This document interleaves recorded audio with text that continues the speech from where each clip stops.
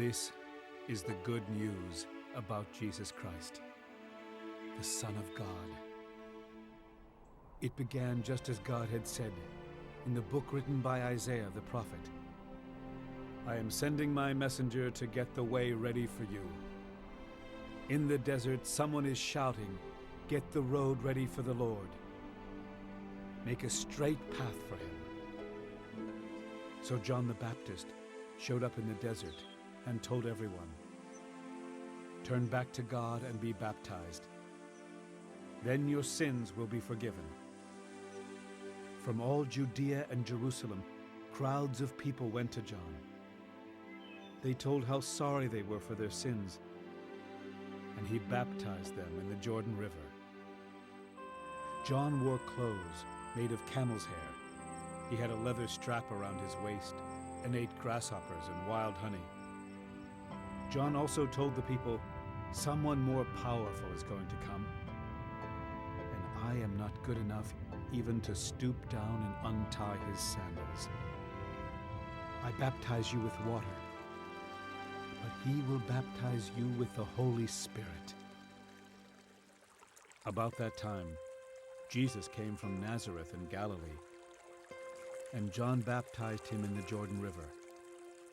As soon as Jesus came out of the water, he saw the sky open, and the Holy Spirit coming down to him like a dove. A voice from heaven said, you are my own dear Son, and I am pleased with you. Right away, God's Spirit made Jesus go into the desert. He stayed there for 40 days while Satan tested him. Jesus was with the wild animals, but angels took care of him. After John was arrested, Jesus went to Galilee and told the good news that comes from God. He said, the time has come. God's kingdom will soon be here.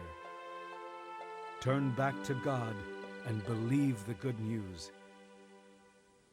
As Jesus was walking along the shore of Lake Galilee, he saw Simon and his brother Andrew. They were fishermen and were casting their nets into the lake. Jesus said to them, come with me. I will teach you how to bring in people instead of fish. Right then, the two brothers dropped their nets and went with him. Jesus walked on and soon saw James and John, the sons of Zebedee. They were in a boat mending their nets. At once, Jesus asked them to come with him. They left their father in the boat with the hired workers and went with him. Jesus and his disciples went to the town of Capernaum. Then on the next Sabbath, he went into the Jewish meeting place and started teaching. Everyone was amazed at his teaching. He taught with authority and not like the teachers of the law of Moses. Suddenly, a man with an evil spirit in him entered the meeting place and yelled, Jesus from Nazareth, what do you want with us? Have you come to destroy us? I know who you are. You are God's Holy One.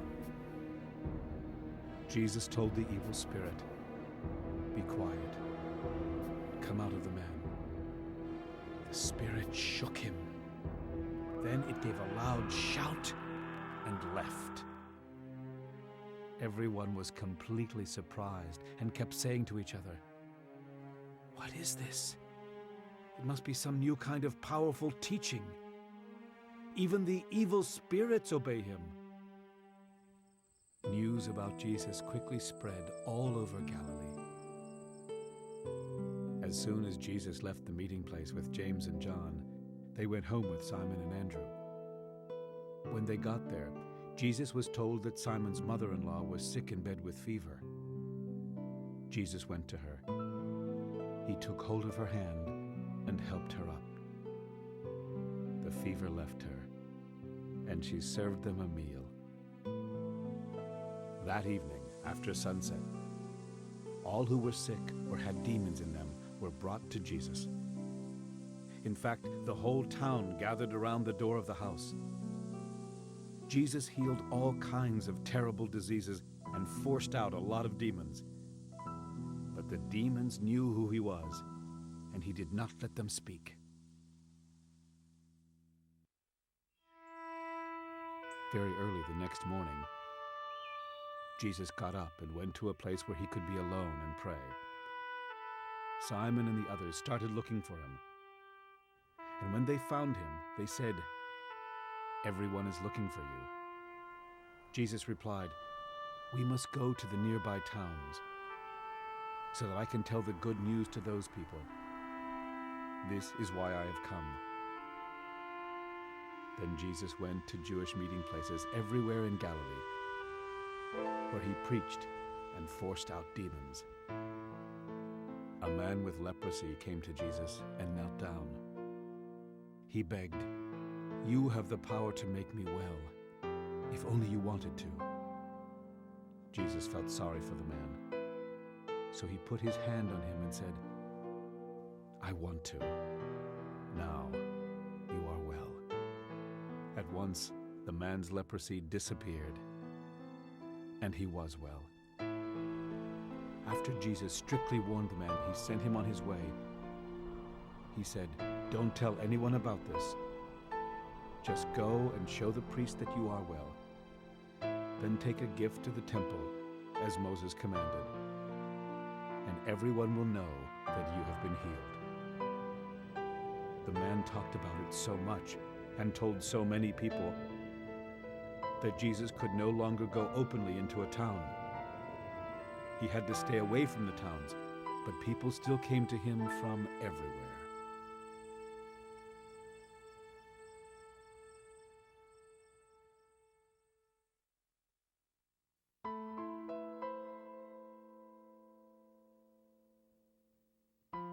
Jesus went back to Capernaum, and a few days later, people heard that he was at home. Then so many of them came to the house that there wasn't even standing room left in front of the door. Jesus was still teaching when 4 people came up, carrying a crippled man on a mat. But because of the crowd, they could not get him to Jesus. So they made a hole in the roof above him and let the man down in front of everyone. When Jesus saw how much faith they had, he said to the crippled man, "My friend, your sins are forgiven." Some of the teachers of the law of Moses were sitting there. They started wondering, why would he say such a thing? He must think he is God. Only God can forgive sins. Right away, Jesus knew what they were thinking. And he said, "Why are you thinking such things? Is it easier for me to tell this crippled man that his sins are forgiven, or to tell him to get up and pick up his mat and go on home? I will show you that the Son of Man has the right to forgive sins here on earth." So Jesus said to the man, "Get up, pick up your mat and go on home." The man got right up. He picked up his mat and went out while everyone watched in amazement. They praised God and said, "We have never seen anything like this." Once again, Jesus went to the shore of Lake Galilee. A large crowd gathered around him, and he taught them. As he walked along, he saw Levi, the son of Alphaeus. Levi was sitting at the place for paying taxes, and Jesus said to him, "Come with me." So he got up and went with Jesus. Later, Jesus and his disciples were having dinner at Levi's house. Many tax collectors and other sinners had become followers of Jesus, and they were also guests at the dinner. Some of the teachers of the law of Moses were Pharisees, and they saw that Jesus was eating with sinners and tax collectors. So they asked his disciples, "Why does he eat with tax collectors and sinners?" Jesus heard them and answered, "Healthy people don't need a doctor, but sick people do. I didn't come to invite good people to be my followers, I came to invite sinners." The followers of John the Baptist and the Pharisees often went without eating. Some people came and asked Jesus, "Why do the followers of John and those of the Pharisees often go without eating, while your disciples never do?" Jesus answered, "The friends of a bridegroom don't go without eating while he is still with them. But the time will come when he will be taken from them. Then they will go without eating. No one patches old clothes by sewing on a piece of new cloth. The new piece would shrink and tear a bigger hole. No one pours new wine into old wineskins. The wine would swell and burst the old skins. Then the wine would be lost, and the skins would be ruined. New wine must be put into new wineskins." One Sabbath, Jesus and his disciples were walking through some wheat fields. His disciples were picking grains of wheat as they went along. Some Pharisees asked Jesus, "Why are your disciples picking grain on the Sabbath? They are not supposed to do that." Jesus answered, "Haven't you read what David did when he and his followers were hungry and in need? It was during the time of Abiathar, the high priest. David went into the house of God and ate the sacred loaves of bread that only priests are allowed to eat. He also gave some to his followers." Jesus finished by saying, "People were not made for the good of the Sabbath. The Sabbath was made for the good of people. So the Son of Man is Lord over the Sabbath."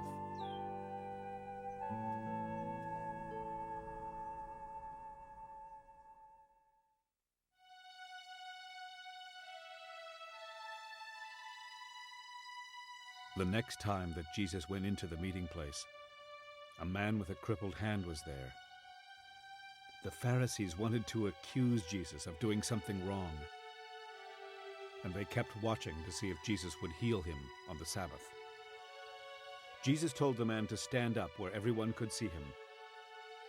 Then he asked, "On the Sabbath, should we do good deeds or evil deeds? Should we save someone's life or destroy it?" But no one said a word. Jesus was angry as he looked around at the people, yet he felt sorry for them because they were so stubborn. Then he told the man, "Stretch out your hand." He did, and his bad hand was healed. The Pharisees left, and right away they started making plans with Herod's followers to kill Jesus. Jesus led his disciples down to the shore of the lake. Large crowds followed him from Galilee, Judea, and Jerusalem. People came from Idumea, as well as other places east of the Jordan River. They also came from the region around the cities of Tyre and Sidon. All of these crowds came because they had heard what Jesus was doing. He even had to tell his disciples to get a boat ready to keep him from being crushed by the crowds. After Jesus had healed many people, the other sick people begged him to let them touch him. And whenever any evil spirits saw Jesus, they would fall to the ground and shout, "You are the Son of God." But Jesus warned the spirits not to tell who he was. Jesus decided to ask some of his disciples to go up on a mountain with him, and they went. Then he chose 12 of them to be his apostles so that they could be with him. He also wanted to send them out to preach and to force out demons. Simon was one of the 12, and Jesus named him Peter. There were also James and John, the two sons of Zebedee. Jesus called them Boanerges, which means thunderbolts. Andrew, Philip, Bartholomew, Matthew, Thomas, James, son of Alphaeus, and Thaddeus were also apostles. The others were Simon, known as the Eager One, and Judas Iscariot, who later betrayed Jesus. Jesus went back home, and And once again, such a large crowd gathered that there was no chance even to eat. When Jesus' family heard what he was doing, they thought he was crazy and went to get him under control. Some teachers of the law of Moses came from Jerusalem and said, "This man is under the power of Beelzebul, the ruler of demons. He is even forcing out demons with the help of Beelzebul." Jesus told the people to gather around him. Then he spoke to them in riddles and said, "How can Satan force himself out? A nation whose people fight each other won't last very long. And a family that fights won't last long either. So if Satan fights against himself, that will be the end of him. How can anyone break into the house of a strong man and steal his things unless he first ties up the strong man? Then he can take everything. I promise you that any of the sinful things you say or do can be forgiven, no matter how terrible those things are. But if you speak against the Holy Spirit, you can never be forgiven. That sin will be held against you forever." Jesus said this because the people were saying that he had an evil spirit in him. Jesus' mother and brothers came and stood outside. Then they sent someone with a message for him to come out to them. The crowd that was sitting around Jesus told him, "Your mother and your brothers and sisters are outside and want to see you." Jesus asked, "Who is my mother and who are my brothers?" Then he looked at the people sitting around him and said, "Here are my mother and my brothers. Anyone who obeys God is my brother or sister or mother."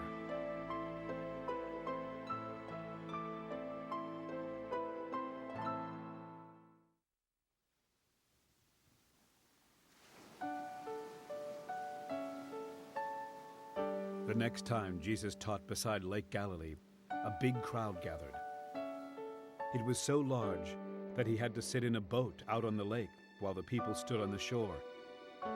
He used stories to teach them many things, and this is part of what he taught. Now listen. A farmer went out to scatter seed in a field. While the farmer was scattering the seed, some of it fell along the road and was eaten by birds. Other seeds fell on thin, rocky ground and quickly started growing because the soil wasn't very deep. But when the sun came up, the plants were scorched and dried up because they did not have enough roots. Some other seeds fell where thorn bushes grew up and choked out the plants, so they did not produce any grain. But a few seeds did fall on good ground where the plants grew and produced 30 or 60 or even 100 times as much as was scattered. Then Jesus said, "If you have ears, pay attention." When Jesus was alone with the 12 apostles and some others, they asked him about these stories. He answered, "I have explained the secret about God's kingdom to you. But for others, I can use only stories. The reason is, these people will look and look but never see. They will listen and listen but never understand. If they did, they would turn to God and He would forgive them." Jesus told them, "If you don't understand this story, you won't understand any others. What the farmer is spreading is really the message about the kingdom. The seeds that fell along the road are the people who hear the message. But Satan soon comes and snatches it away from them. The seeds that fell on rocky ground are the people who gladly hear the message and accept it right away. But they don't have any roots, and they don't last very long. As soon as life gets hard, or the message gets them in trouble, they give up. The seeds that fell among the thorn bushes are also people who hear the message, but they start worrying about the needs of this life. They are fooled by the desire to get rich and to have all kinds of other things. So the message gets choked out, and they never produce anything. The seeds that fell on good ground are the people who hear and welcome the message. They produce 30 or 60 or even 100 times as much as was planted.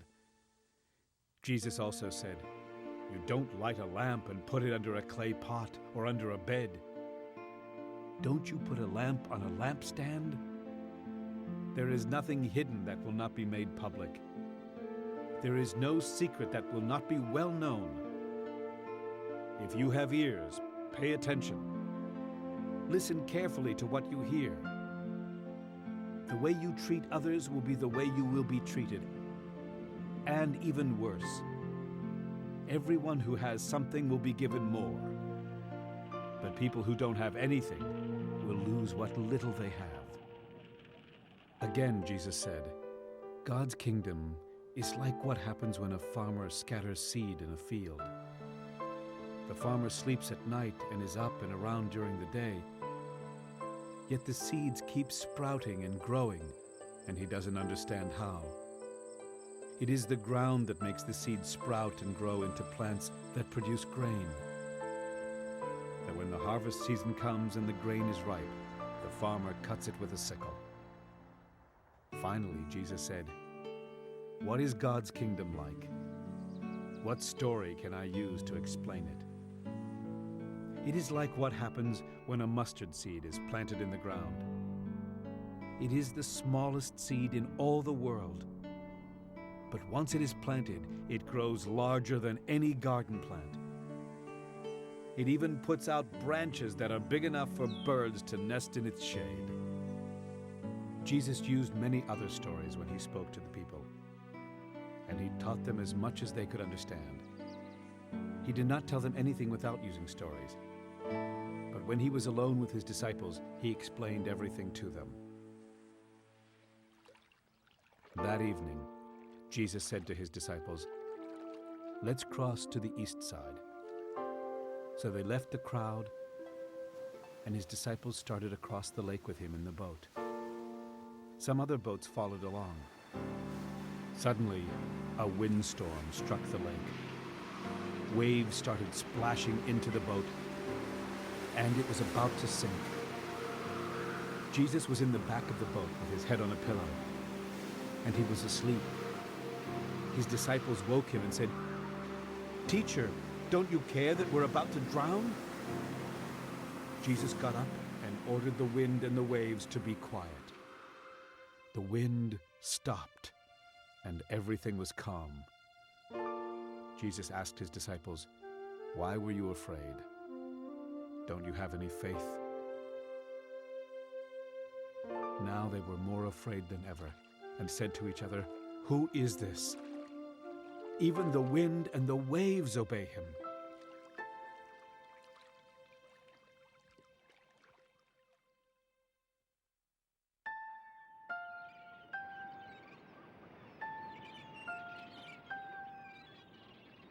Jesus and his disciples crossed Lake Galilee and came to shore near the town of Gerasa. When he was getting out of the boat, a man with an evil spirit quickly ran to him from the graveyard where he had been living. No one was able to tie the man up anymore, not even with a chain. He had often been put in chains and leg irons, but he broke the chains and smashed the leg irons. No one could control him. Night and day he was in the graveyard or on the hills, yelling and cutting himself with stones. When the man saw Jesus in the distance, he ran up to him and knelt down. He shouted, "Jesus, Son of God in heaven, what do you want with me? Promise me in God's name that you won't torture me." The man said this because Jesus had already told the evil spirit to come out of him. Jesus asked, "What is your name?" The man answered, "My name is Lots, because I have lots of evil spirits." He then begged Jesus not to send them away.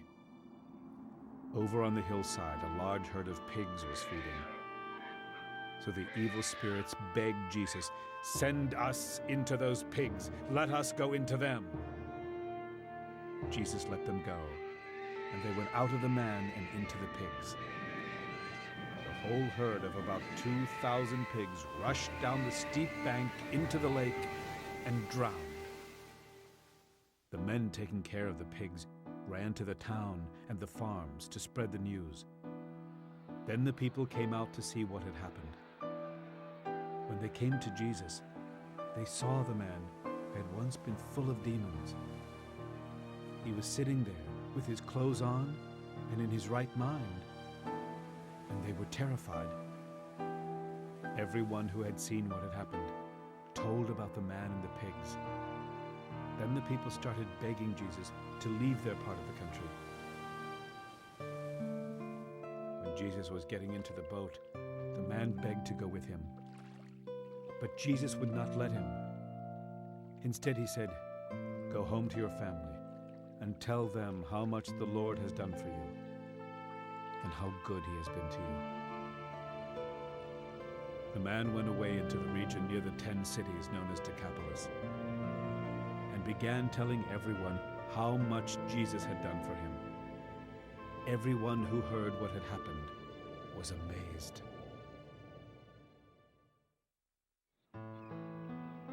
Once again, Jesus got into the boat and crossed Lake Galilee. Then, as he stood on the shore, a large crowd gathered around him. The person in charge of the Jewish meeting place was also there. His name was Jairus, and when he saw Jesus, he went over to him. He knelt at Jesus' feet and started begging him for help. He said, "My daughter is about to die. Please come and touch her, so she will get well and live." Jesus went with Jairus. Many people followed along and kept crowding around. In the crowd was a woman who had been bleeding for 12 years. She had gone to many doctors, and they had not done anything except cause her a lot of pain. She had paid them all the money she had, but instead of getting better, she only got worse. The woman had heard about Jesus, so she came up behind him in the crowd and barely touched his clothes. She had said to herself, "If I can just touch his clothes, I will get well." As soon as she touched them, her bleeding stopped, and she knew she was well. At that moment, Jesus felt power go out from him. He turned to the crowd and asked, "Who touched my clothes?" His disciples said to him, "Look at all these people crowding around you. How can you ask who touched you?" But Jesus turned to see who had touched him. The woman knew what had happened to her. She came shaking with fear and knelt down in front of Jesus. Then she told him the whole story.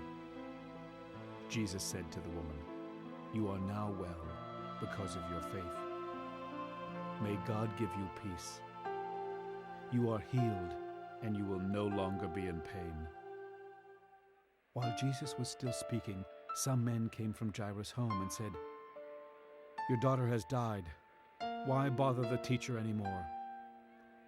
Jesus heard what they said, and he said to Jairus, "Don't worry, just have faith."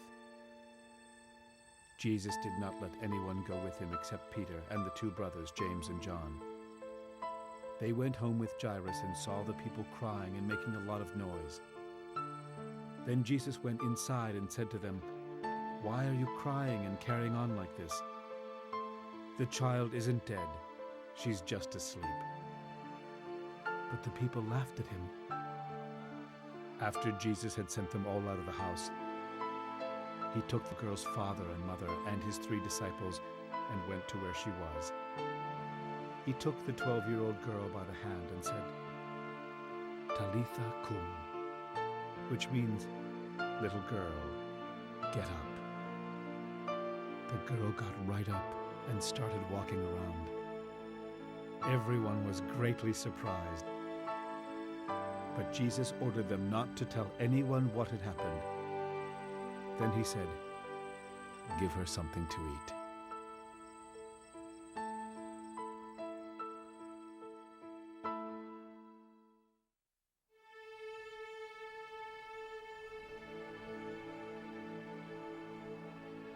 Jesus left and returned to his hometown with his disciples.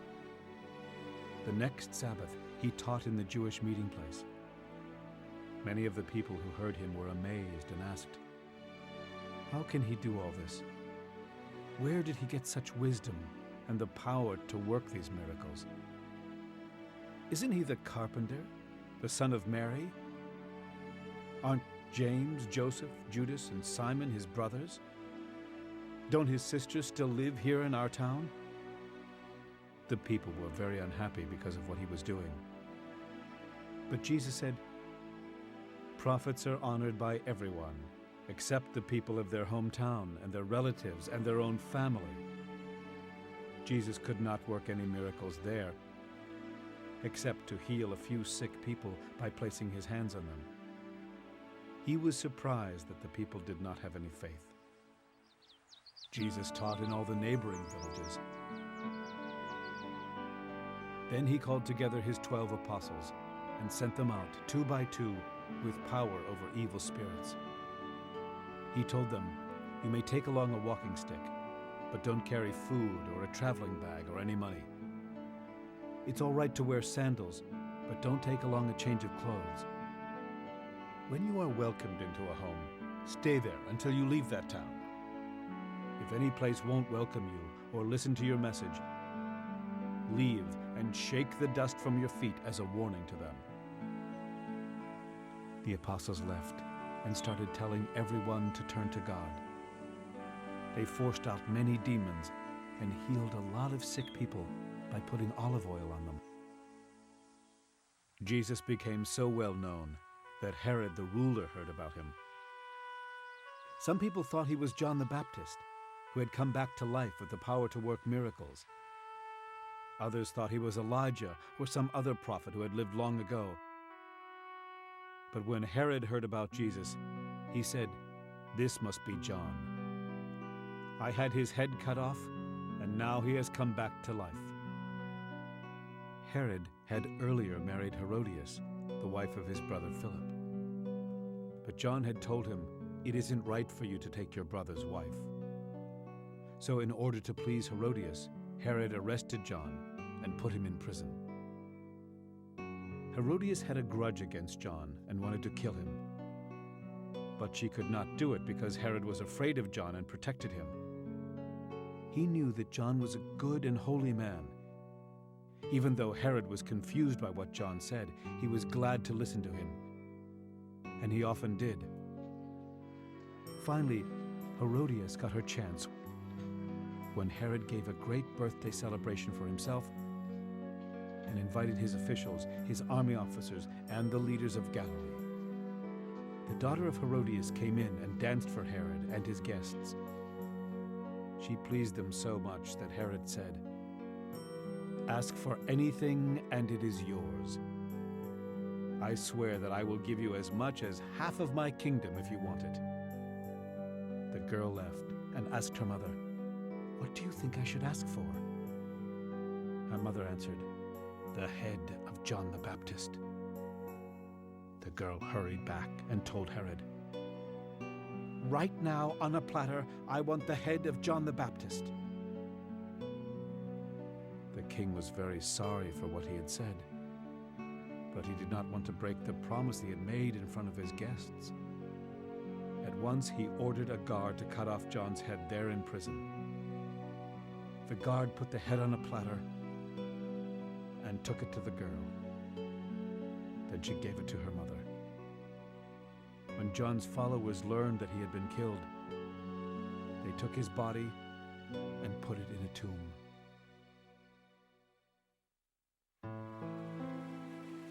After the apostles returned to Jesus, they told him everything they had done and taught. But so many people were coming and going that Jesus and the apostles did not even have a chance to eat. Then Jesus said, "Let's go to a place where we can be alone and get some rest." They left in a boat for a place where they could be alone. But many people saw them leave and figured out where they were going. So people from every town ran on ahead and got there first. When Jesus got out of the boat, he saw the large crowd that was like sheep without a shepherd. He felt sorry for the people and started teaching them many things. That evening, the disciples came to Jesus and said, "This place is like a desert, and it is already late. Let the crowds leave, so they can go to the farms and villages near here and buy something to eat." Jesus replied, "You give them something to eat." But they asked him, "Don't you know that it would take almost a year's wages to buy all of these people something to eat?" Then Jesus said, "How much bread do you have? Go and see." They found out and answered, "We have 5 small loaves of bread and 2 fish." Jesus told his disciples to have the people sit down on the green grass. They sat down in groups of 100 and groups of 50. Jesus took the 5 loaves and the 2 fish. He looked up toward heaven and blessed the food.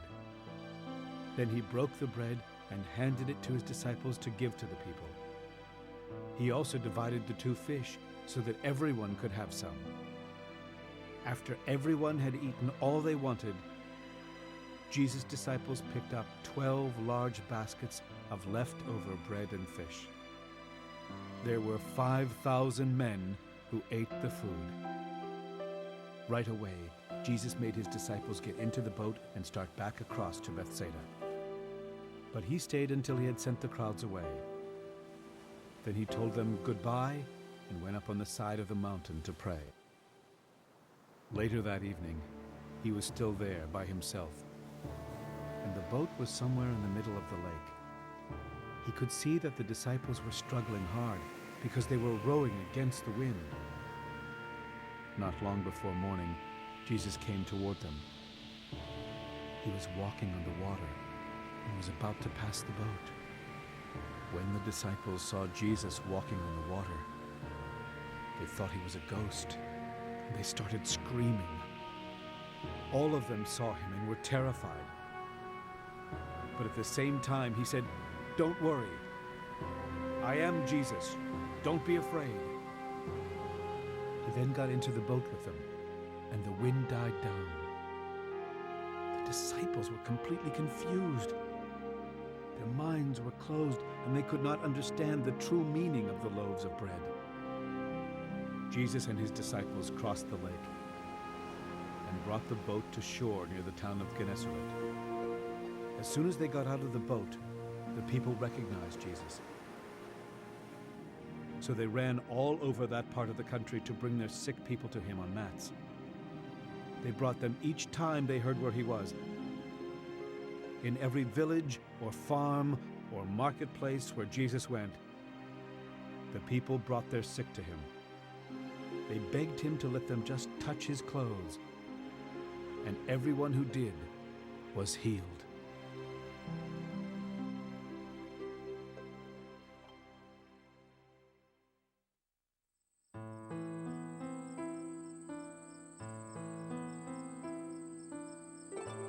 Some Pharisees and several teachers of the law of Moses from Jerusalem came and gathered around Jesus. They noticed that some of his disciples ate without first washing their hands. The Pharisees and many others obey the teachings of their ancestors. They always wash their hands in the proper way before eating. None of them will eat anything they buy in the market until it is washed. They also follow a lot of other teachings, such as washing cups, pitchers, and bowls. The Pharisees and teachers asked Jesus, "Why don't your disciples obey what our ancestors taught us to do? Why do they eat without washing their hands?" Jesus replied, "You are nothing but show-offs. The prophet Isaiah was right when he wrote that God had said, 'All of you praise me with your words, but you never really think about me. It is useless for you to worship me when you teach rules made up by humans.' You disobey God's commands in order to obey what humans have taught. You are good at rejecting God's commands so that you can follow your own teachings. Didn't Moses command you to respect your father and mother? Didn't he tell you to put to death all who curse their parents? But you let people get by without helping their parents when they should. You let them say that what they own has been offered to God. You won't let those people help their parents. And you ignore God's commands in order to follow your own teaching. You do a lot of other things that are just as bad. Jesus called the crowd together again and said, "Pay attention and try to understand what I mean. The food that you put into your mouth doesn't make you unclean and unfit to worship God. The bad words that come out of your mouth are what make you unclean." After Jesus and his disciples had left the crowd and had gone into the house, they asked him what these sayings meant. He answered, "Don't you know what I am talking about by now? You surely know that the food you put into your mouth cannot make you unclean. It doesn't go into your heart, but into your stomach, and then out of your body." By saying this, Jesus meant that all foods were fit to eat. Then Jesus said, "What comes from your heart is what makes you unclean. Out of your heart come evil thoughts, vulgar deeds, stealing, murder, unfaithfulness in marriage, greed, meanness, deceit, indecency, envy, insults, pride, and foolishness. All of these come from your heart, and they are what make you unfit to worship God."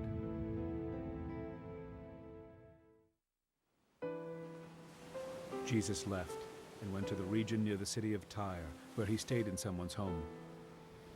He did not want people to know he was there, but they found out anyway. A woman whose daughter had an evil spirit in her heard where Jesus was, and right away she came and knelt down at his feet. The woman was Greek and had been born in that part of Syria known as Phoenicia. She begged Jesus to force the demon out of her daughter. But Jesus said, "The children must first be fed. It isn't right to take away their food and feed it to dogs." The woman replied, "Lord, even dogs eat the crumbs the children drop from the table." Jesus answered, "That's true. You may go now. The demon has left your daughter." When the woman got back home, she found her child lying on the bed. The demon had gone. Jesus left the region around Tyre and went by way of Sidon toward Lake Galilee. He went through the land near the 10 cities known as Decapolis. Some people brought to him a man who was deaf and could hardly talk. They begged Jesus just to touch him. After Jesus had taken him aside from the crowd, he stuck his fingers in the man's ears. Then he spit and put it on the man's tongue. Jesus looked up toward heaven, and with a groan he said, "Ephphatha," which means, "Open up." At once the man could hear, and he had no more trouble talking clearly. Jesus told the people not to say anything about what he had done. But the more he told them, the more they talked about it. They were completely amazed and said, "Everything he does is good. He even heals people who cannot hear or talk."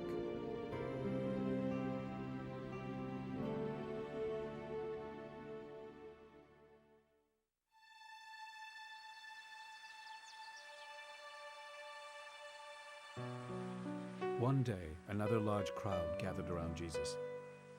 They had not brought along anything to eat. So Jesus called his disciples together and said, "I feel sorry for these people. They have been with me for 3 days and they don't have anything to eat. Some of them live a long way from here. If I send them away hungry, they might faint on their way home." The disciples said, "This place is like a desert. Where can we find enough food to feed such a crowd?" Jesus asked them how much food they had. They replied, 7 small loaves of bread. After Jesus told the crowd to sit down, he took the 7 loaves and blessed them. He then broke the loaves and handed them to his disciples, who passed them out to the crowd.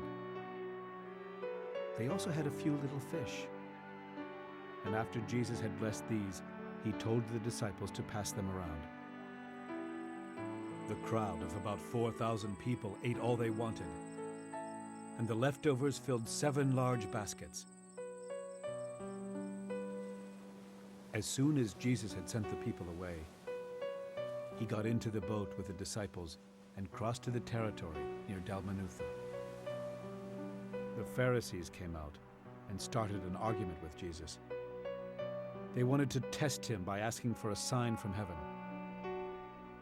Jesus groaned and said, "Why are you always looking for a sign? I can promise you that you will not be given one." Then he left them.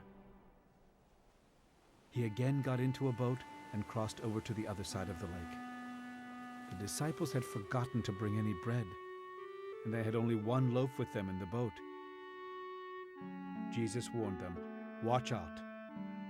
Guard against the yeast of the Pharisees and of Herod." The disciples talked this over and said to each other, "He must be saying this because we don't have any bread." Jesus knew what they were thinking and asked, "Why are you talking about not having any bread? Don't you understand? Are your minds still closed? Are your eyes blind and your ears deaf?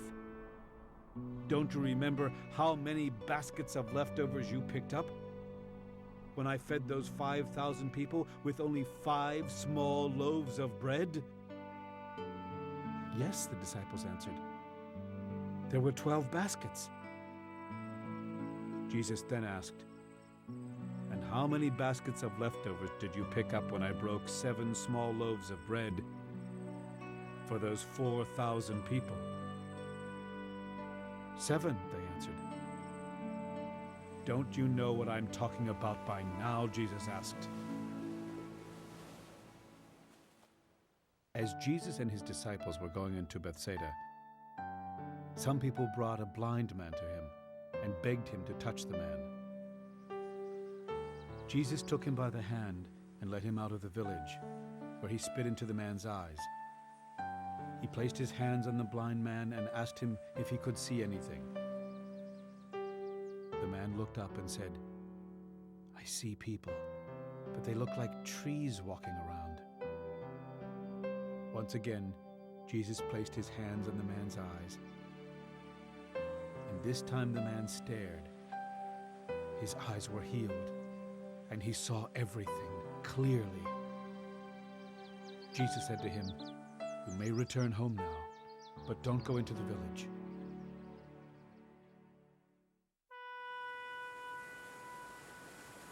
Jesus and his disciples went to the villages near the town of Caesarea Philippi. As they were walking along, he asked them, "What do people say about me?" The disciples answered, "Some say you are John the Baptist, or maybe Elijah. Others say you are one of the prophets." Then Jesus asked them, "But who do you say I am?" "You are the Messiah," Peter replied. Jesus warned the disciples not to tell anyone about him. Jesus began telling his disciples what would happen to him. He said, "The nation's leaders, the chief priests, and the teachers of the law of Moses will make the Son of Man suffer terribly. He will be rejected and killed. But 3 days later, he will rise to life." Then Jesus explained clearly what he meant. Peter took Jesus aside and told him to stop talking like that. But when Jesus turned and saw the disciples, he corrected Peter. He said to him, "Satan, get away from me. You are thinking like everyone else and not like God."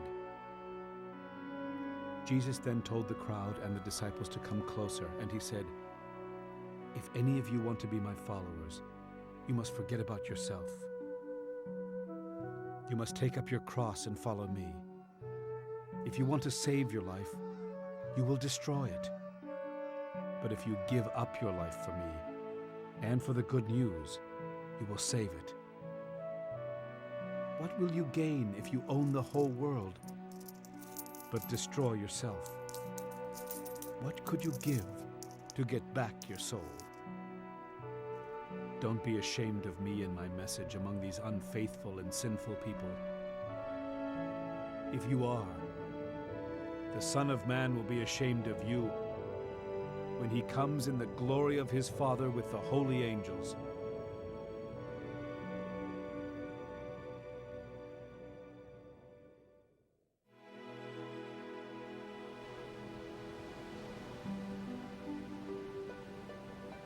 I can assure you that some of the people standing here will not die before they see God's kingdom come with power. 6 days later, Jesus took Peter, James, and John with him. They went up on a high mountain where they could be alone.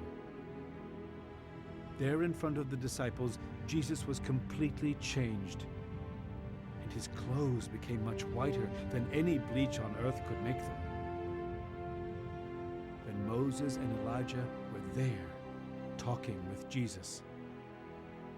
Peter said to Jesus, "Teacher, it is good for us to be here. Let us make 3 shelters, one for you, one for Moses, and one for Elijah." But Peter and the others were terribly frightened, and he did not know what he was talking about. The shadow of a cloud passed over and covered them. From the cloud a voice said, "This is my Son, and I love him. Listen to what he says." At once the disciples looked around, but they saw only Jesus.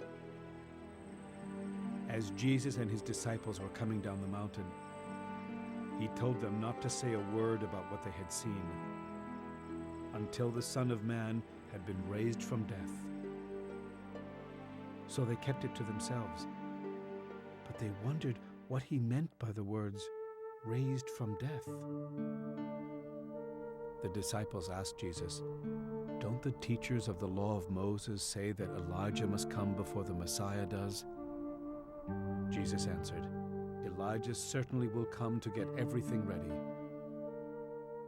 But don't the scriptures also say that the Son of Man must suffer terribly and be rejected? I can assure you that Elijah has already come, and people treated him just as they wanted to, as the scriptures say they would." When Jesus and his 3 disciples came back down, they saw a large crowd around the other disciples. The teachers of the law of Moses were arguing with them. The crowd was really surprised to see Jesus, and everyone hurried over to greet him. Jesus asked, "What are you arguing about?" Someone from the crowd answered, "Teacher, I brought my son to you. A demon keeps him from talking. Whenever the demon attacks my son, it throws him to the ground and makes him foam at the mouth and grit his teeth in pain. Then he becomes stiff. I asked your disciples to force out the demon, but they couldn't do it." Jesus said, "You people don't have any faith. How much longer must I be with you? Why do I have to put up with you? Bring the boy to me." They brought the boy, and as soon as the demon saw Jesus, it made the boy shake all over. He fell down and began rolling on the ground and foaming at the mouth.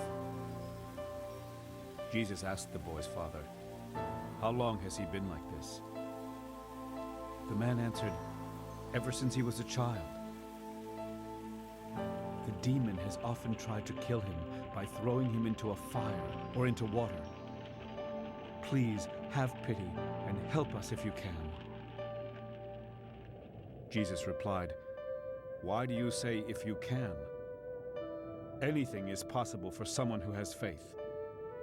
Right away, the boy's father shouted, "I do have faith. Please help me to have even more." When Jesus saw that a crowd was gathering fast, he spoke sternly to the evil spirit that had kept the boy from speaking or hearing. He said, I order you to come out of the boy. Don't ever bother him again." The spirit screamed and made the boy shake all over. Then it went out of him. The boy looked dead, and almost everyone said he was. But Jesus took hold of his hand and helped him stand up.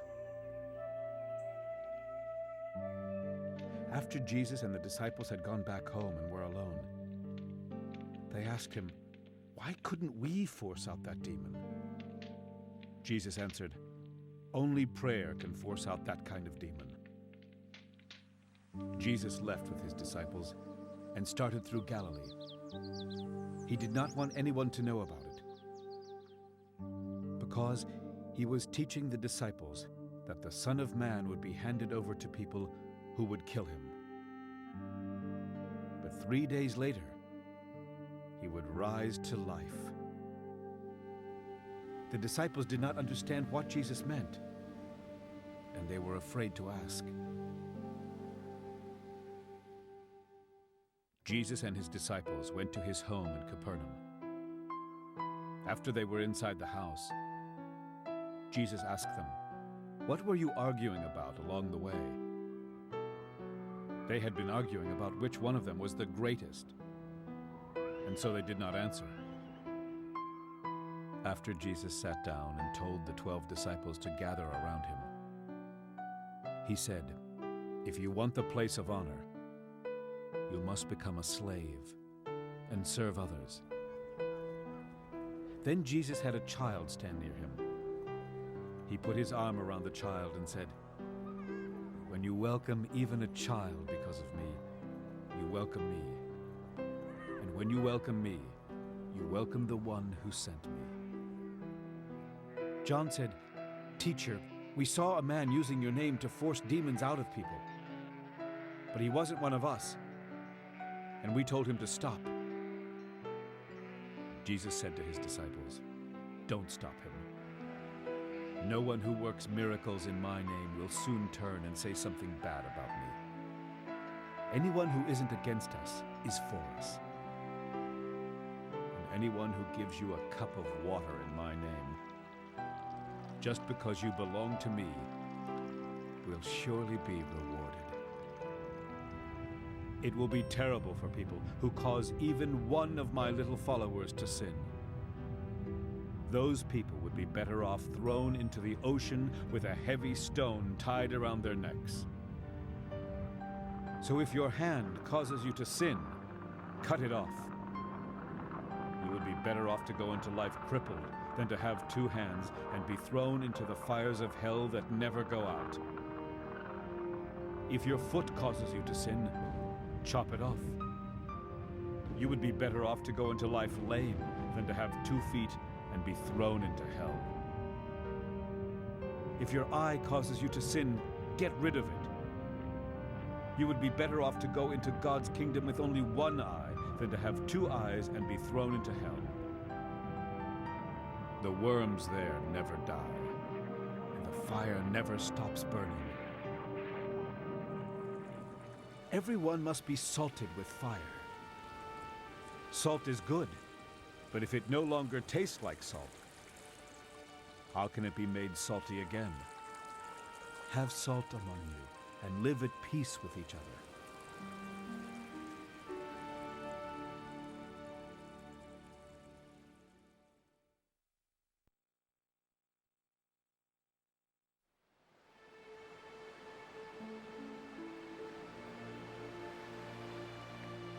After Jesus left, he went to Judea, and then on to the other side of the Jordan River. Once again, large crowds came to him, and as usual, he taught them. Some Pharisees wanted to test Jesus, so they came up to him and asked if it was right for a man to divorce his wife. Jesus asked them, "What does the law of Moses say about that?" They answered, "Moses allows a man to write out divorce papers and send his wife away." Jesus replied, "Moses gave you this law because you are so heartless. But in the beginning, God made a man and a woman. That's why a man leaves his father and mother and gets married. He becomes like one person with his wife. Then they are no longer two people, but one. And no one should separate a couple that God has joined together. When Jesus and his disciples were back in the house, they asked him about what he had said. He told them, "A man who divorces his wife and marries someone else is unfaithful to his wife. A woman who divorces her husband and marries again is also unfaithful." Some people brought their children to Jesus so that he could bless them by placing his hands on them. But his disciples told the people to stop bothering him. When Jesus saw this, he became angry and said, "Let the children come to me. Don't try to stop them. People who are like these little children belong to the kingdom of God. I promise you that you cannot get into God's kingdom unless you accept it the way a child does." Then Jesus took the children in his arms and blessed them by placing his hands on them. As Jesus was walking down a road, a man ran up to him. He knelt down and asked, "Good teacher, what can I do to have eternal life?" Jesus replied, "Why do you call me good? Only God is good. You know the commandments. Do not murder. Be faithful in marriage. Do not steal. Do not tell lies about others. Do not cheat. Respect your father and mother." The man answered, "Teacher, I have obeyed all these commandments since I was a young man." Jesus looked closely at the man. He liked him and said, "There's one thing you still need to do. Go sell everything you own. Give the money to the poor, and you will have riches in heaven. Then come with me." When the man heard Jesus say this, he went away gloomy and sad, because he was very rich. Jesus looked around and said to his disciples, "It's hard for rich people to get into God's kingdom." The disciples were shocked to hear this. So Jesus told them again, "It's terribly hard to get into God's kingdom.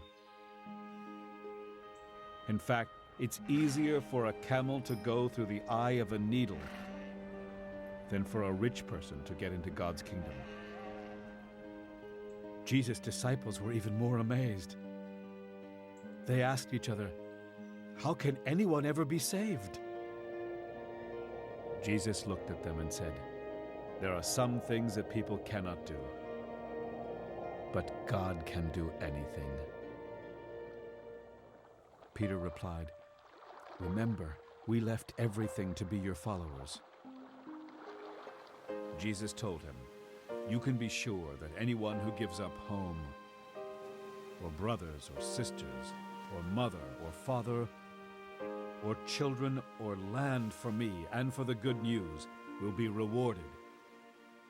In this world they will be given 100 times as many houses, and brothers and sisters and mothers and children and pieces of land, though they will also be mistreated. And in the world to come, they will have eternal life. But many who are now first will be last, and many who are now last will be first." The disciples were confused as Jesus led them toward Jerusalem, and his other followers were afraid. Once again, Jesus took the 12 disciples aside and told them what was going to happen to him. He said, "We are now on our way to Jerusalem, where the Son of Man will be handed over to the chief priests and the teachers of the law of Moses. They will sentence him to death and hand him over to foreigners who will make fun of him and spit on him. They will beat him and kill him. But 3 days later, he will rise to life. James and John, the sons of Zebedee, came up to Jesus and asked, "Teacher, will you do us a favor?" Jesus asked them what they wanted, and they answered, "When you come into your glory, please let one of us sit at your right side and the other at your left." Jesus told them, "You don't really know what you're asking. Are you able to drink from the cup that I must soon drink from? Or be baptized as I must be baptized?" "Yes, we are," James and John answered. Then Jesus replied, "You certainly will drink from the cup from which I must drink. And you will be baptized just as I must. But it isn't for me to say who will sit at my right side and at my left. That is for God to decide." When the 10 other disciples heard this, they were angry with James and John. But Jesus called the disciples together and said, "You know that those foreigners who call themselves kings like to order their people around. And their great leaders have full power over the people they rule. But don't act like them. If you want to be great, you must be the servant of all the others. And if you want to be first, you must be everyone's slave. The Son of Man did not come to be a slave master, but a slave who will give his life to rescue many people." Jesus and his disciples went to Jericho. And as they were leaving, they were followed by a large crowd. A blind beggar by the name of Bartimaeus, son of Timaeus, was sitting beside the road. When he heard that it was Jesus from Nazareth, he shouted, "Jesus, Son of David, have pity on me!" Many people told the man to stop, but he shouted even louder, "Son of David, have pity on me!" Jesus stopped and said, "Call him over." They called out to the blind man and said, "Don't be afraid. Come on. He is calling for you." The man threw off his coat as he jumped up and ran to Jesus. Jesus asked, "What do you want me to do for you?" The blind man answered, "Master, I want to see." Jesus told him, "You may go. Your eyes are healed because of your faith." Right away, the man could see, and he went down the road with Jesus.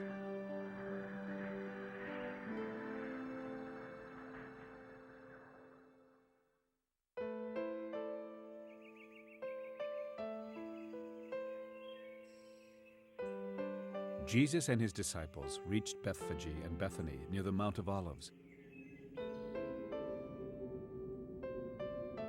When they were getting close to Jerusalem, Jesus sent 2 of them on ahead. He told them, "Go into the next village. As soon as you enter it, you will find a young donkey that has never been ridden. Untie the donkey and bring it here. If anyone asks why you are doing that, say, 'The Lord needs it, and will soon bring it back.'" The disciples left and found the donkey, tied near a door that faced the street. While they were untying it, some of the people standing there asked, "Why are you untying the donkey?" They told them what Jesus had said, and the people let them take it. The disciples led the donkey to Jesus. They put some of their clothes on its back, and Jesus got on. Many people spread clothes on the road, while others went to cut branches from the fields.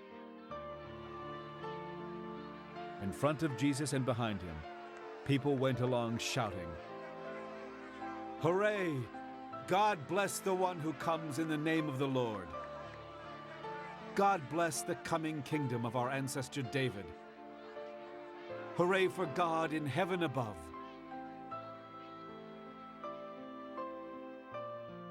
After Jesus had gone to Jerusalem,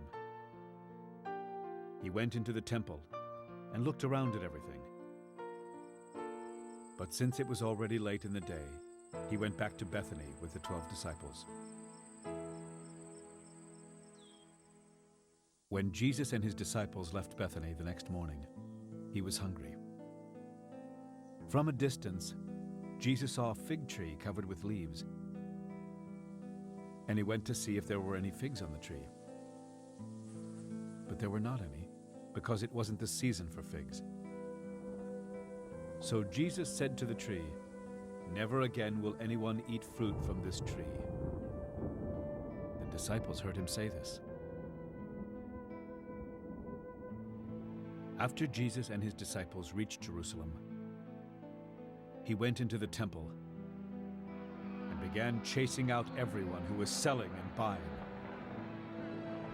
He turned over the tables of the money changers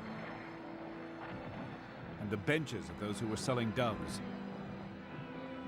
Jesus would not let anyone carry things through the temple.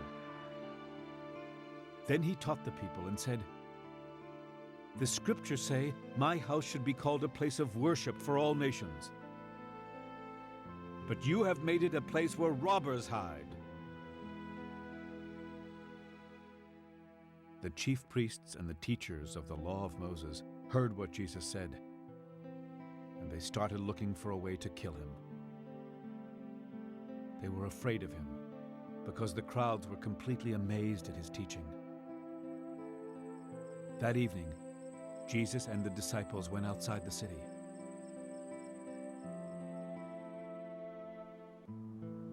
As the disciples walked past the fig tree the next morning, they noticed that it was completely dried up, roots and all. Peter remembered what Jesus had said to the tree. Then Peter said, "Teacher, look. The tree you put a curse on has dried up." Jesus told his disciples, "Have faith in God. If you have faith in God and don't doubt, you can tell this mountain to get up and jump into the sea, and it will. Everything you ask for in prayer will be yours, if you only have faith. Whenever you stand up to pray, you must forgive what others have done to you. Then your Father in heaven will forgive your sins." Jesus and his disciples returned to Jerusalem. And as he was walking through the temple, the chief priests, the nation's leaders, and the teachers of the law of Moses came over to him. They asked, "What right do you have to do these things? Who gave you this authority?" Jesus answered, "I have just one question to ask you. If you answer it, I will tell you where I got the right to do these things. Who gave John the right to baptize? Was it God in heaven, or merely some human being?" They thought it over and said to each other, "We can't say that God gave John this right. Jesus will ask us why we didn't believe John. On the other hand, these people think that John was a prophet. So we can't say that it was merely some human who gave John the right to baptize." They were afraid of the crowd and told Jesus, "We don't know." Jesus replied, "Then I won't tell you who gave me the right to do what I do."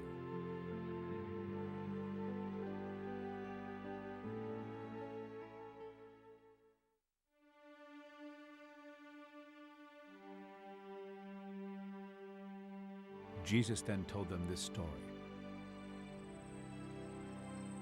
A farmer once planted a vineyard. He built a wall around it and dug a pit to crush the grapes in. He also built a lookout tower. Then he rented out his vineyard and left the country. When it was harvest time, he sent a servant to get his share of the grapes. The renters grabbed the servant. They beat him up and sent him away without a thing. The owner sent another servant, but the renters beat him on the head and insulted him terribly. Then the man sent another servant, and they killed him. He kept sending servant after servant. They beat some of them and killed others.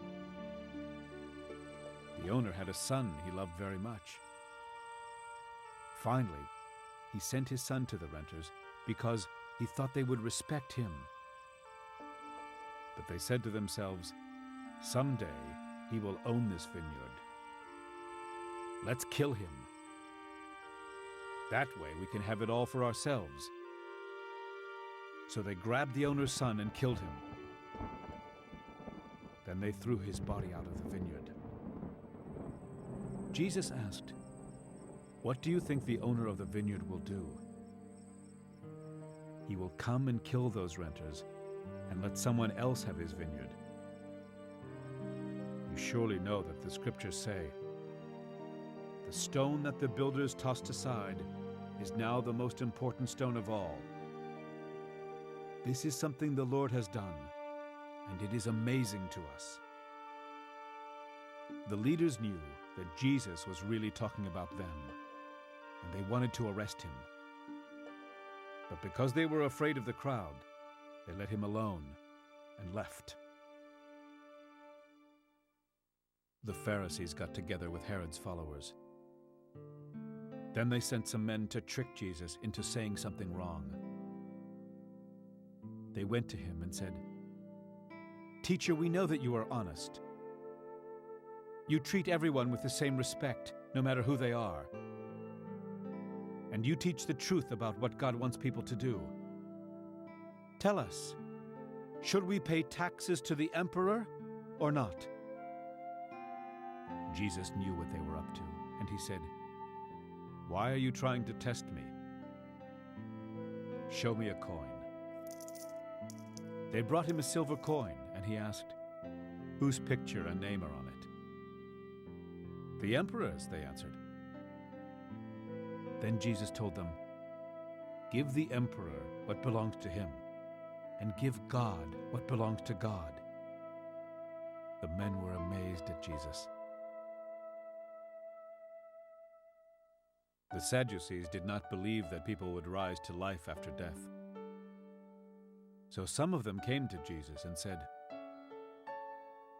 "Teacher, Moses wrote that if a married man dies and has no children, his brother should marry the widow. Their first son would then be thought of as the son of the dead brother. There were once 7 brothers. The first one married, but died without having any children. The second brother married his brother's widow, and he also died without having children. The same thing happened to the third brother, and finally to all 7 brothers. At last the woman died. When God raises people from death, whose wife will this woman be? After all, she had been married to all 7 brothers." Jesus answered, "You are completely wrong. You don't know what the scriptures teach, and you don't know anything about the power of God. When God raises people to life, they won't marry. They will be like the angels in heaven. You surely know about people being raised to life. You know that in the story about Moses and the burning bush, God said, 'I am the God worshipped by Abraham, Isaac, and Jacob.' He isn't the God of the dead, but of the living. You Sadducees are all wrong."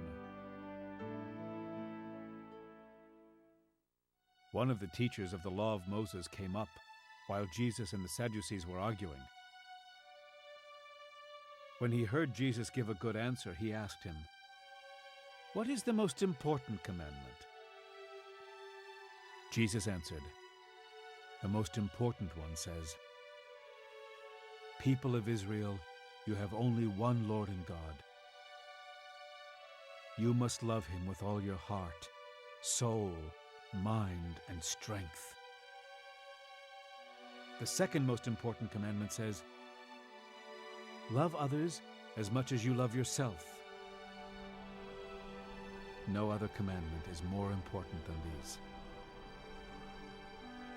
The man replied, "Teacher, you are certainly right to say there is only one God. It is also true that we must love God with all our heart, mind, and strength, and that we must love others as much as we love ourselves.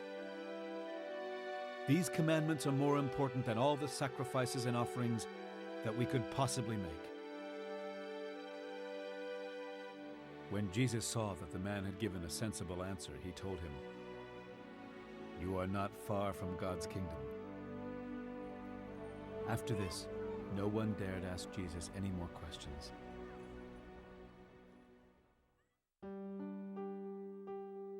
As Jesus was teaching in the temple, he said, "How can the teachers of the law of Moses say that the Messiah will come from the family of King David? The Holy Spirit had David say, 'The Lord said to my Lord, sit at my right side until I make your enemies into a footstool for you.' If David called the Messiah his Lord, how can the Messiah be his son?" A large crowd enjoyed listening to Jesus teach. As Jesus was teaching, he said, "Guard against the teachers of the law of Moses. They love to walk around in long robes and be greeted in the market. They like the front seats in the meeting places and the best seats at banquets. But they cheat widows out of their homes and pray long prayers just to show off. They will be punished most of all."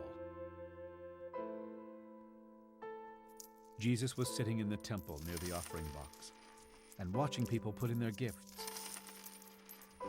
He noticed that many rich people were giving a lot of money.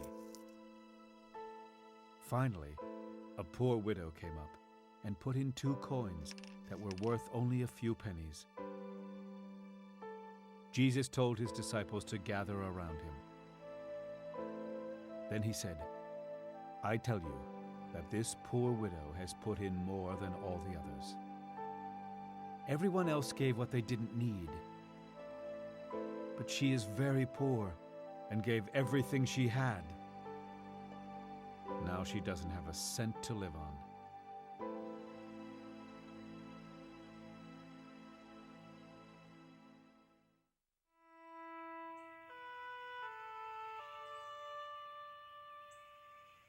As Jesus was leaving the temple, one of his disciples said to him, "Teacher, look at these beautiful stones and wonderful buildings."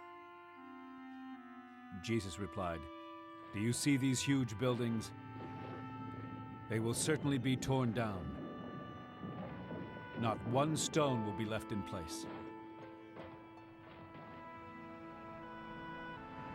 Later, as Jesus was sitting on the Mount of Olives across from the temple, Peter, James, John, and Andrew came to him in private. They asked, "When will these things happen? What will be the sign that they are about to take place?" Jesus answered, "Watch out, and don't let anyone fool you. Many will come and claim to be me. They will use my name and fool many people. When you hear about wars and threats of wars, don't be afraid. These things will have to happen first, but that isn't the end. Nations and kingdoms will go to war against each other. There will be earthquakes in many places, and people will starve to death. But this is just the beginning of troubles. Be on your guard. You will be taken to courts and beaten with whips in their meeting places. And because of me, you will have to stand before rulers and kings to tell about your faith. But before the end comes, the good news must be preached to all nations. When you are arrested, don't worry about what you will say. You will be given the right words when the time comes. But you will not really be the one speaking. Your words will come from the Holy Spirit. Brothers and sisters will betray each other and have each other put to death. Parents will betray their own children, and children will turn against their parents and have them killed. Everyone will hate you because of me. But if you keep on being faithful right to the end, you will be saved. Someday you will see that horrible thing where it should not be. Everyone who reads this must try to understand. If you are living in Judea at that time, run to the mountains. If you are on the roof of your house, don't go inside to get anything. If you are out in the field, don't go back for your coat. It will be an awful time for women who are expecting babies or nursing young children. Pray that it won't happen in winter. This will be the worst time of suffering since God created the world. And nothing this terrible will ever happen again. If the Lord doesn't make the time shorter, no one will be left alive. But because of his chosen and special ones, he will make the time shorter.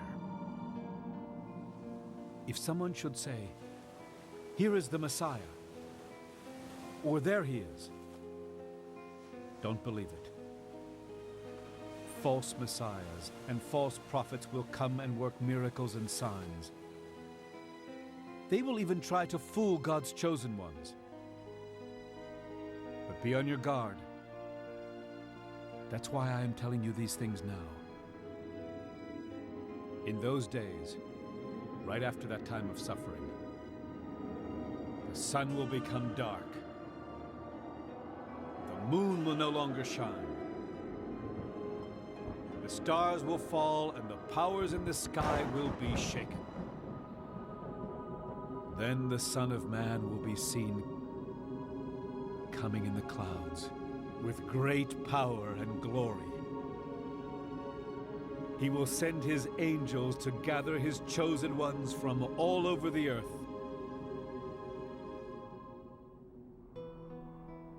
Learn a lesson from a fig tree. When its branches sprout and start putting out leaves, you know summer is near. So when you see all these things happening, you will know that the time has almost come. You can be sure that some of the people of this generation will still be alive when all this happens. The sky and the earth will not last forever, but my words will. No one knows the day or the time. The angels in heaven don't know, and the Son himself doesn't know. Only the Father knows. So watch out and be ready. You don't know when the time will come. It is like what happens when a man goes away for a while and places his servants in charge of everything. He tells each of them what to do, and he orders the guard to keep alert. So be alert. You don't know when the master of the house will come back. It could be in the evening, or at midnight, or before dawn, or in the morning. But if he comes suddenly, don't let him find you asleep. I tell everyone just what I have told you. Be alert.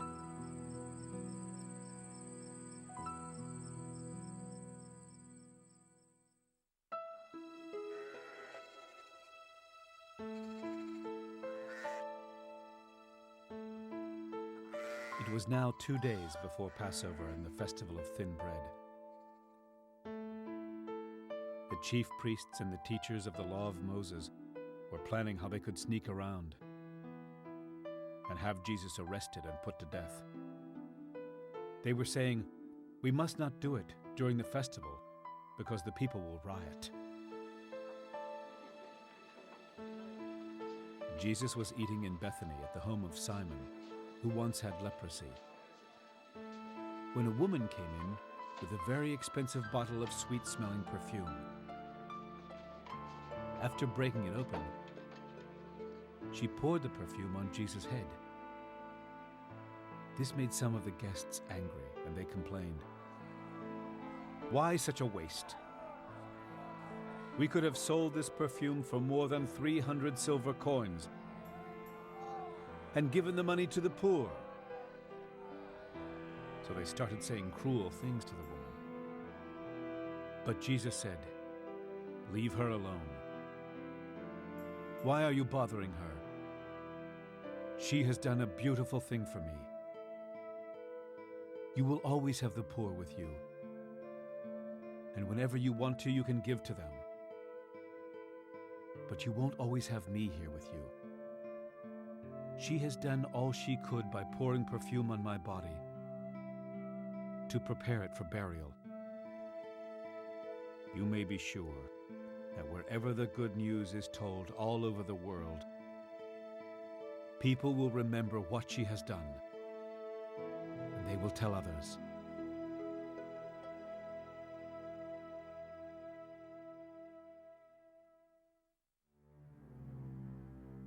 Judas Iscariot was one of the 12 disciples. He went to the chief priests and offered to help them arrest Jesus.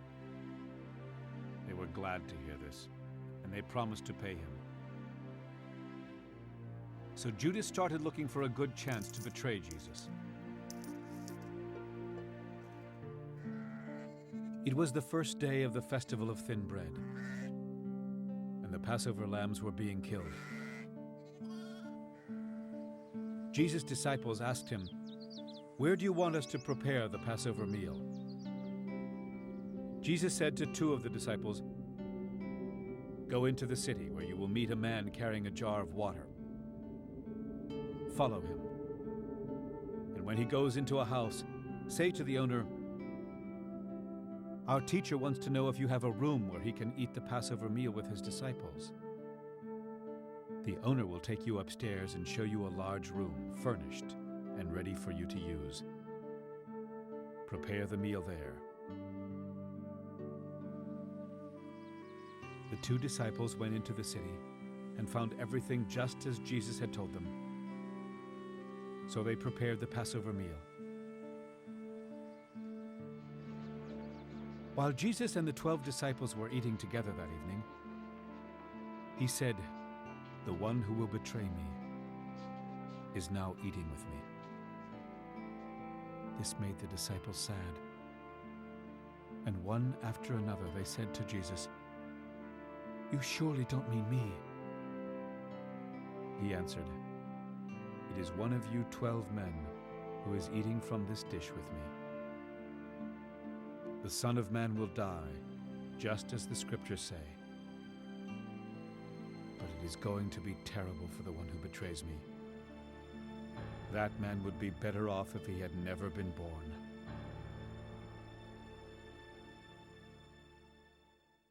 During the meal, Jesus took some bread in his hands.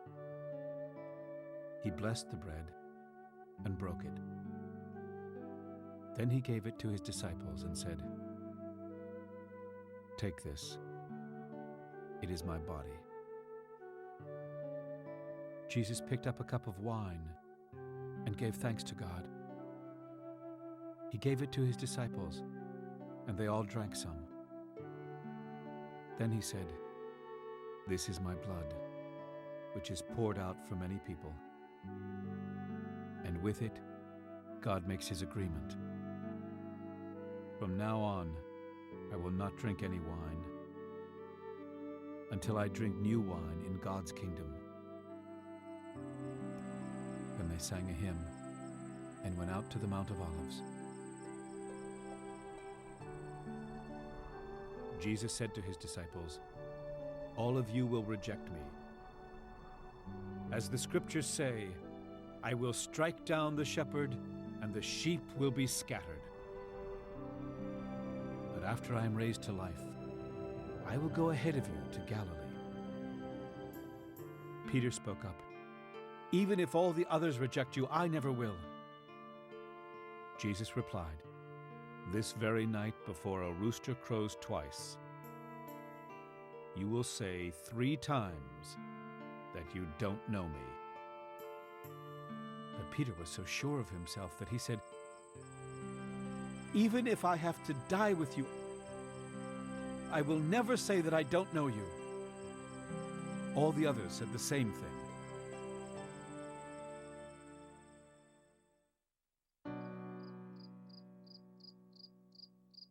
Jesus went with his disciples to a place called Gethsemane, and he told them, "Sit here while I pray." Jesus took along Peter, James, and John. He was sad and troubled and told them, "I am so sad that I feel as if I am dying. Stay here and keep awake with me." Jesus walked on a little way.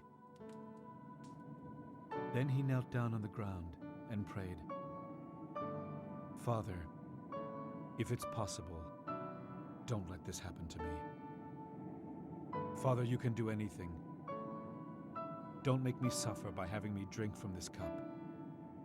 But do what you want and not what I want." When Jesus came back and found the disciples sleeping, he said to Simon Peter, "Are you asleep? Can't you stay awake for just 1 hour? Stay awake and pray that you won't be tested. You want to do what is right, but you are weak."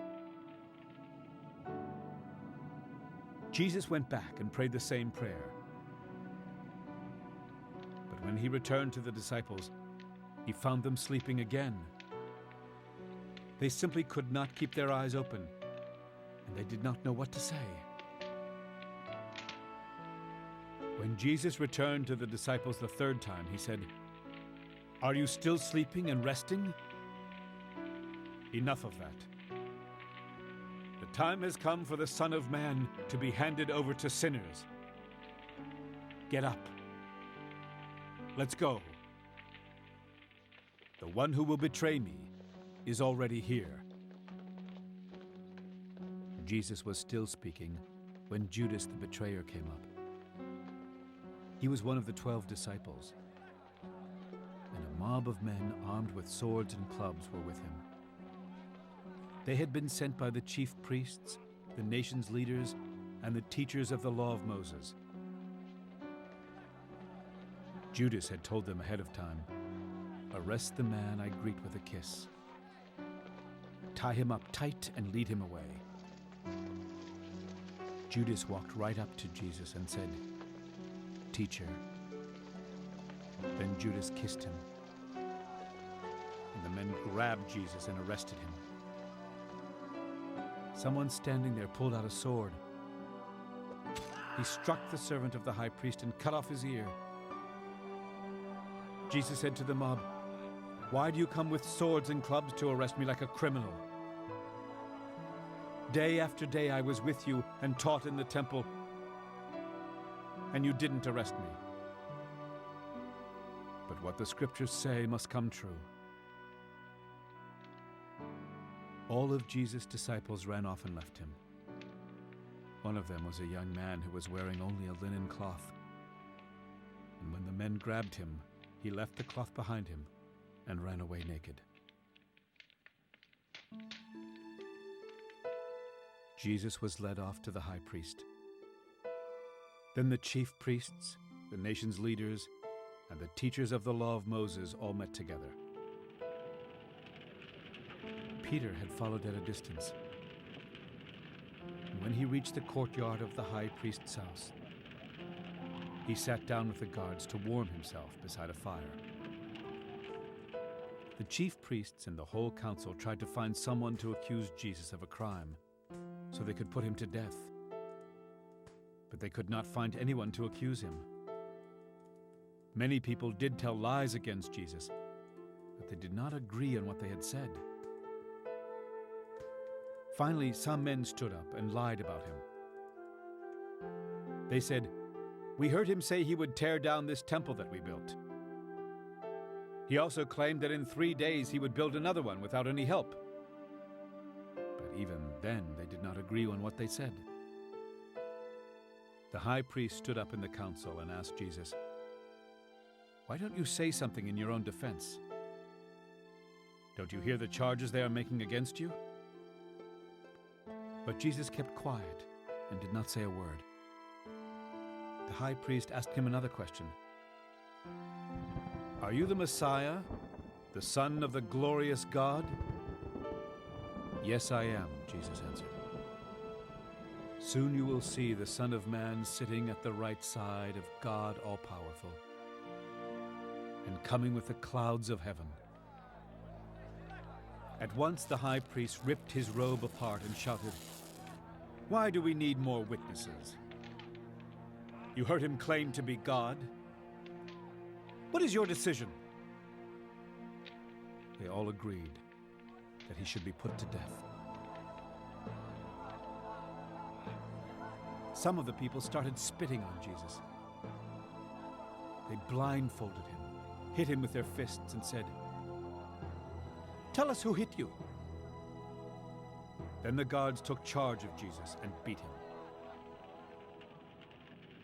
While Peter was still in the courtyard, a servant girl of the high priest came up and saw Peter warming himself by the fire.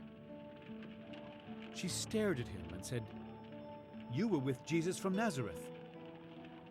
Peter replied, "That isn't true. I don't know what you're talking about. I don't have any idea what you mean." He went up to the gate, and a rooster crowed. The servant girl saw Peter again and said to the people standing there, "This man is one of them." "No, I'm not," Peter replied. A little while later, some of the people said to Peter, "You certainly are one of them. You are a Galilean." This time Peter began to curse and swear, "I don't even know the man you're talking about." Right away the rooster crowed a second time. Then Peter remembered that Jesus had told him, "Before a rooster crows twice, you will say 3 times that you don't know me." So Peter started crying.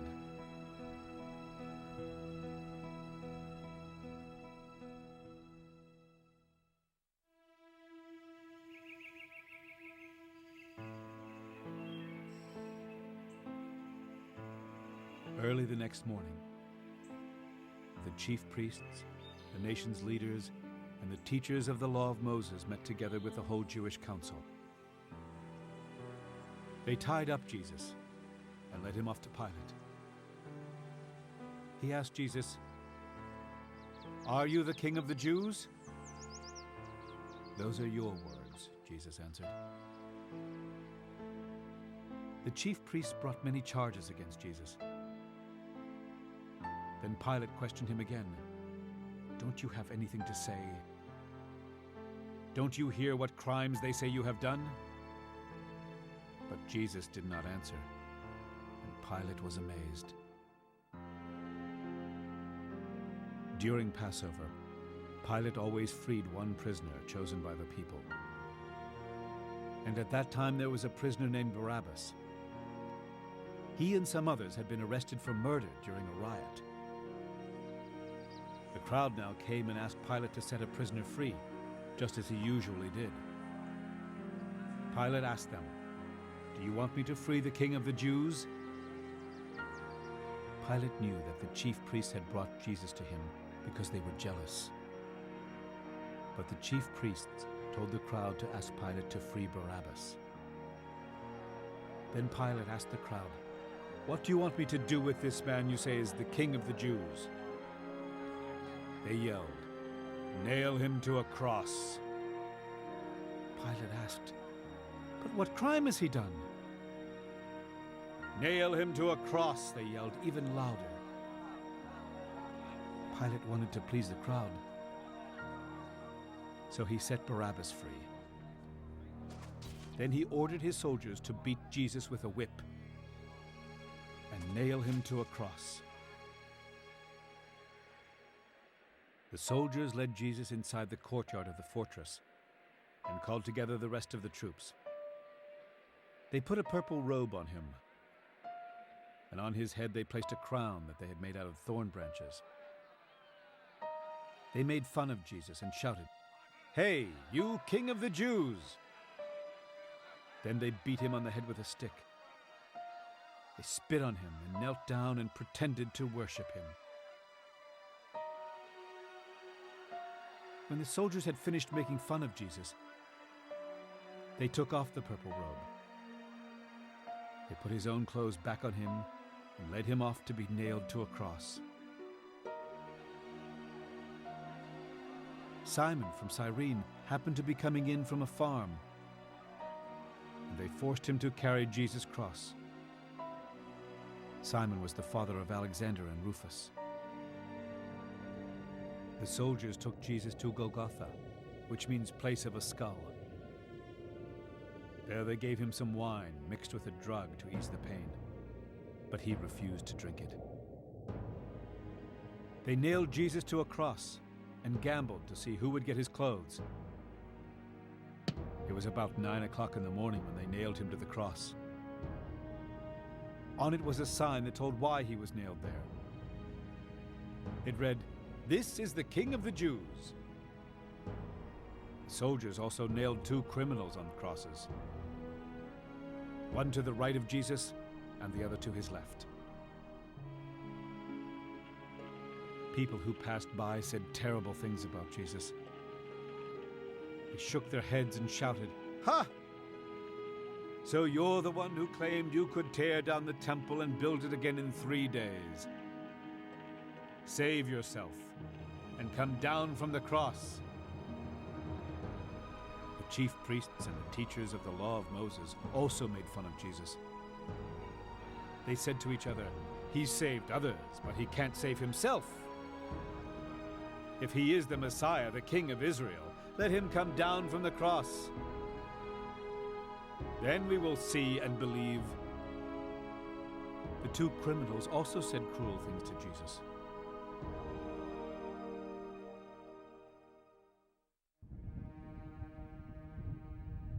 About noon, the sky turned dark and stayed that way until around 3 o'clock.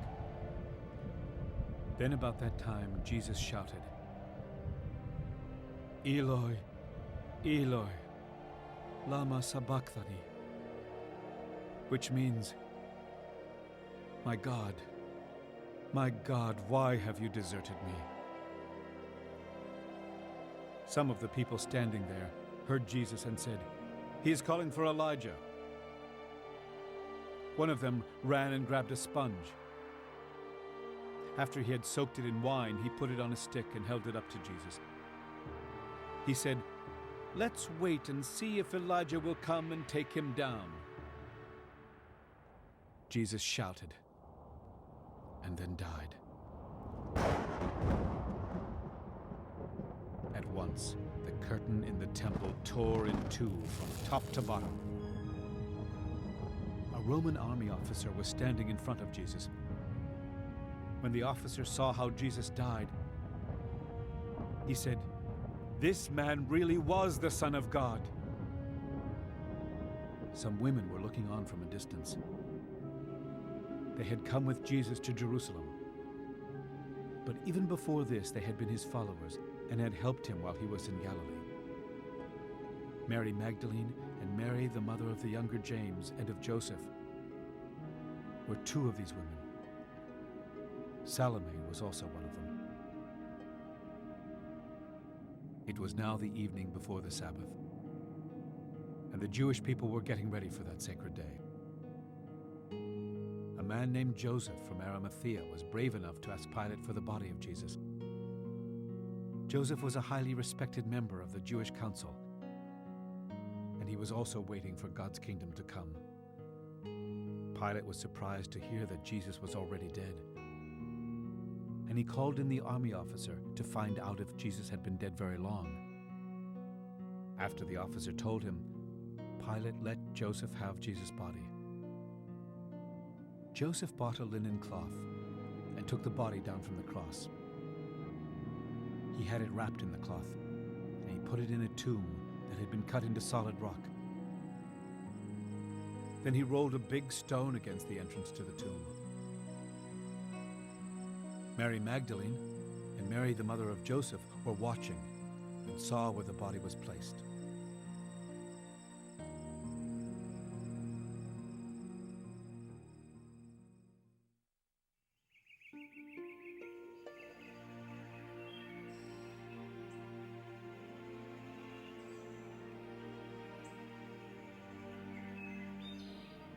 After the Sabbath, Mary Magdalene, Salome, and Mary, the mother of James, bought some spices to put on Jesus' body. Very early on Sunday morning, just as the sun was coming up, they went to the tomb. On their way, they were asking one another, "Who will roll the stone away from the entrance for us?" But when they looked, they saw that the stone had already been rolled away. And it was a huge stone. The women went into the tomb, and on the right side, they saw a young man in a white robe sitting there. They were alarmed. The man said, "Don't be alarmed.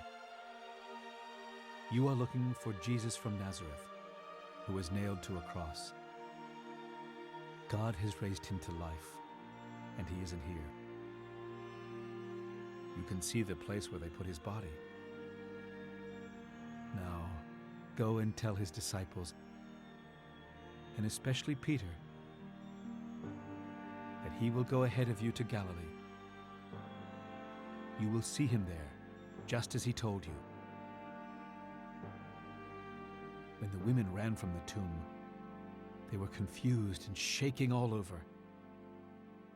They were too afraid to tell anyone what had happened.